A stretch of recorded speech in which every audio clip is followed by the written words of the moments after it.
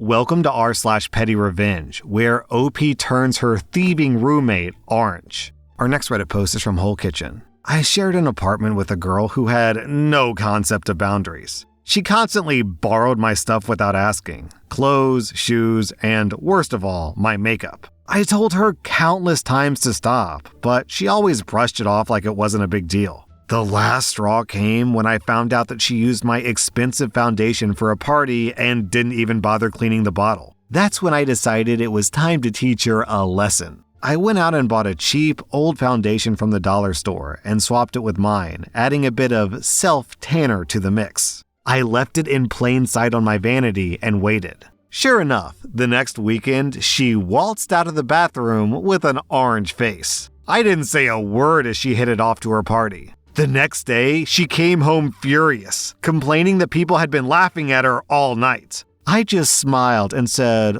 "Oh, maybe it wasn't your shade." She didn't touch my stuff again after that. Also, as someone who's never used makeup or tanner before, I was curious, so the comments clarify. Sarcastic Devil writes, "Did she not use a mirror when applying it? How did she not notice before leaving the house?" Rumbun clarifies, "Self-tanner doesn't change the skin a different color instantly. It happens gradually over 30 to 60 minutes. Down in the comments, we have this story from Significant Fee. My mom worked at a factory where, in the locker room, each woman was assigned a cubby where you leave your coat, personal belongings, etc. There was one woman who constantly borrowed personal items, such as makeup, hairspray, etc., and refused to stop when asked. One lady solved the problem with hairspray. She painstakingly faked a can of red spray paint with the label of a popular can of hairspray, sat it on the shelf in her cubby, and then left the locker room. She had gathered together with her friends, and they were waiting for the thief to walk out of the locker room. They didn't have to wait long, because the thief came out of the locker room in a hurry with a head of red paint. I would have given anything to witness that.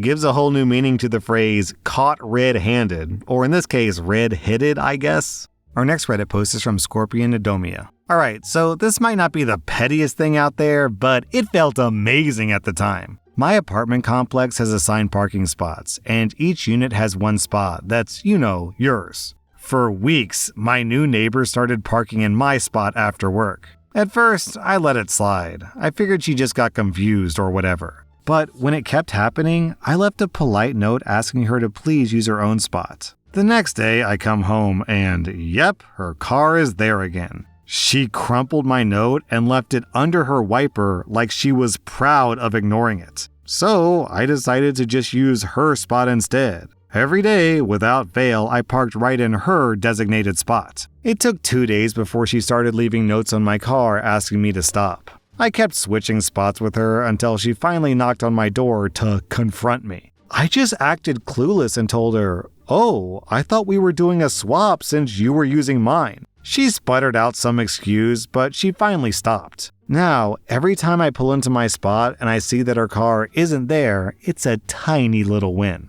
Down in the comments, we have this story from Coder Joe. I had a neighbor do this, taking my assigned covered parking spots. I parked directly behind them and went to bed. Luckily, there was enough space for others to get past my car. The next morning, this butthole banged on my door and demanded I move my car. I made them wait nearly an hour while I showered and dressed before releasing my automotive hostage. They were very late for work and never parked in my spot again. Then a similar story from Everett Sucks. Yeah, I did that as well. I had these guys parking in my spot all the time. Honking and leaving notes did nothing, so I just blocked them in with my car. Sure enough, here they come banging on my door at 4 a.m. And I answer the door holding a pistol like I do anytime someone bangs on my door at 4 a.m. They were suddenly very apologetic and never parked in my spot again.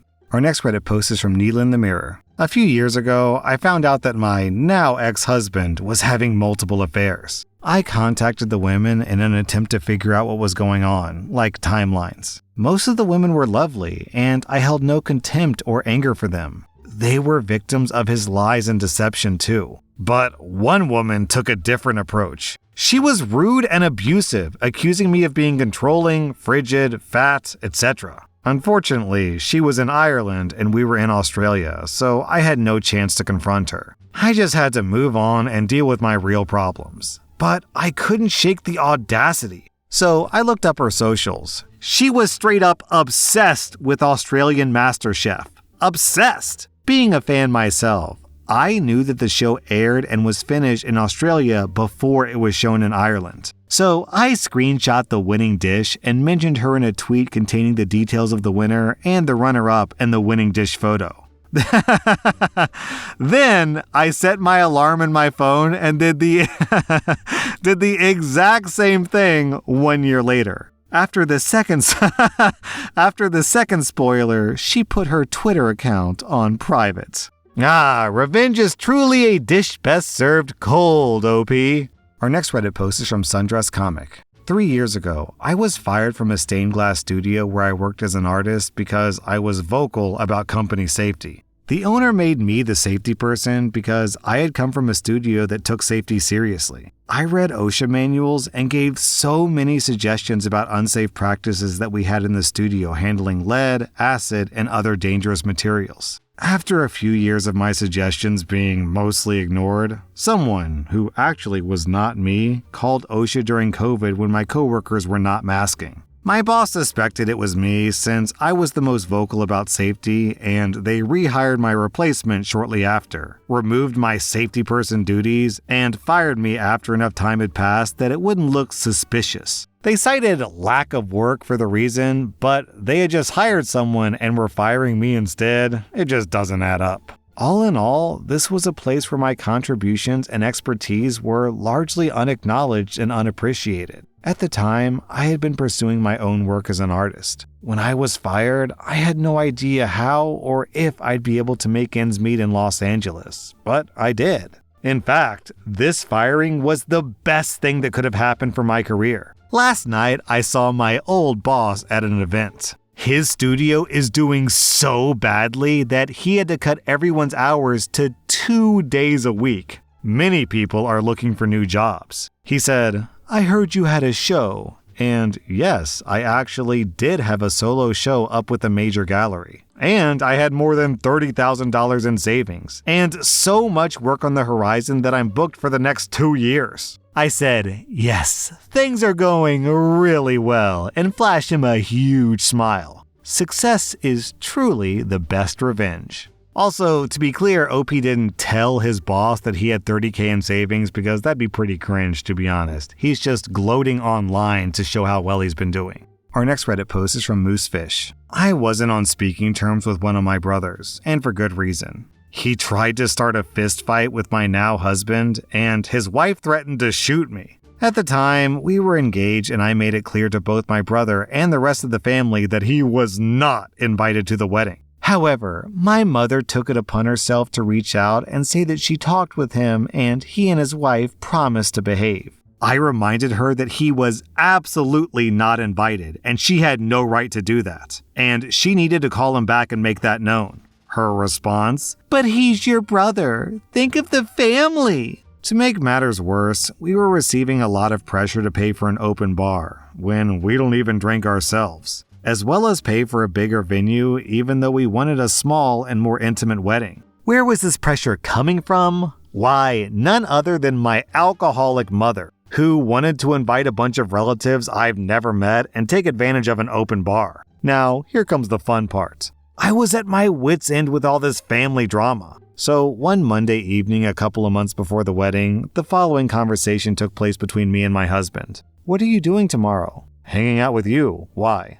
"Want to get married?" "Are you serious?" "Hell yeah!" And we did. We eloped with just us and a couple of friends that offered to officiate the wedding that Tuesday evening. We saved thousands upon thousands of dollars. We didn't have to deal with all the drama, and we had our small and intimate wedding that we wanted. Honestly, I wish we'd done this to begin with. However, my mother lost her mind. She posted all over Facebook seeking pity about not being at her daughter's wedding, and how could I do that to her? Funny how she didn't mention any of the details that I wrote about in this post, and it was all about her once and woe is me. What's even more funny is we would have had the wedding she wanted if she had respected our decisions. So no, you don't get to invite unwanted guests, make demands, and then show up to our wedding. Our next Reddit post is from ENTP on Crack Energy. I went for a food tasting recently at an Indian restaurant for an event that me and my 3 older male colleagues and friends are planning. The owner of the restaurant assumed immediately that one of my guy friends was the one with the money and the one in charge. I'm a rather subdued person when you first meet me, so I don't blame him for that mix-up. During the food tasting, he was doing a good sales pitch and tried to drop some humor in there. We started talking about catering, and he turns to my male friend and asks if I can cook because I don't look like it from how skinny I am.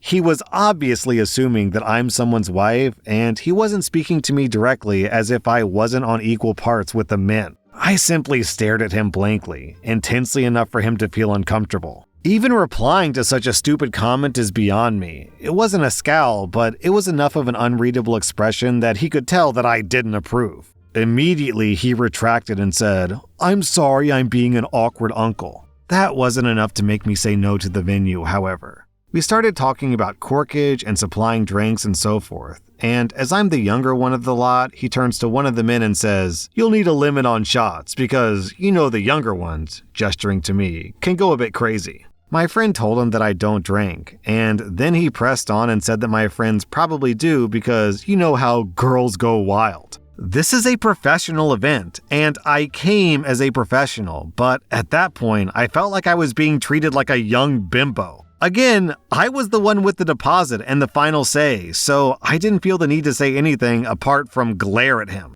After the tasting, he was very sure that it was a done deal. So before even getting a yes from us, he turns up at the table with the cost spreadsheet and the card reader. I was still contemplating whether to book this place. Of course, the manager's a turd, but the price was good, and I care more for getting the job done. As a joke, as if this was the funniest thing ever, he passes me the card machine and says, £500 deposit, and then laughs as if the idea that I was going to pay was the most outlandish thing, and then says, "Don't worry, look at her face, just kidding." Again, I simply stared, and the rest of the men around me were looking down really uncomfortably. It was a joke that bombed at the table with awkward silence. So I told him that we really appreciate the food, but the venue isn't really what we're looking for. This was the first time that we had actually spoken to each other all evening, and he looked very confused to hear it from me. Again, he turned to my male friend to double check what I said, and my friend said,